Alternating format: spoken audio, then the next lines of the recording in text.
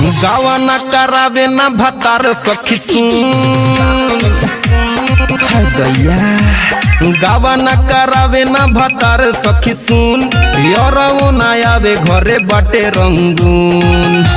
दिने पदिने बढ़े आना धूल चोली के दुनु करा न रजून दिने पदिने बढ़े आना धूल चोली के होई करा न रजून गावा न करावे न भतार सखी सुन यरऊ न आवे घरे बाटे रंगून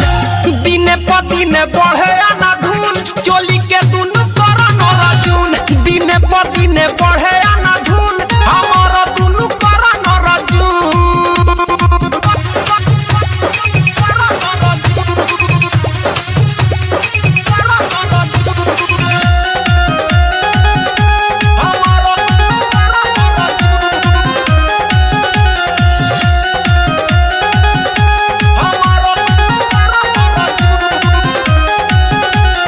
दिने दिने साइजे कर 2 इंच बढ़ता केतना ही लोगवा के नजरी में गड़ता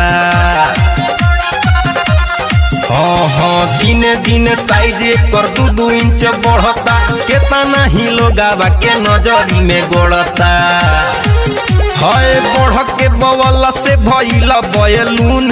कौन उपाय करी लागता वे घूम दिने पदिने बढ़े आना धूल चोली के दुनु करा न रजून दिने पदिने बढ़े आना धूल हमारा दुनु करा न रजून दिने पदिने दिने दिने दिने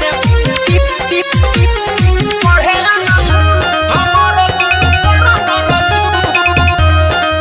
म्यूजिक बाय विकेश भोजपुरिया।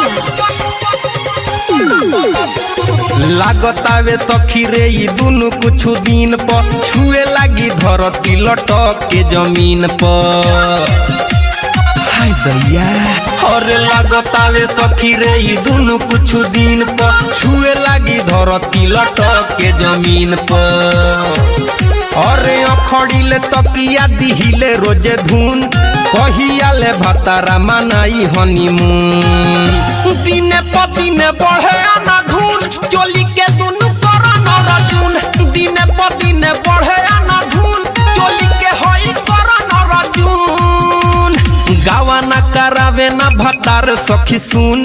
यरऊ न आवे घरे बाटे रंगून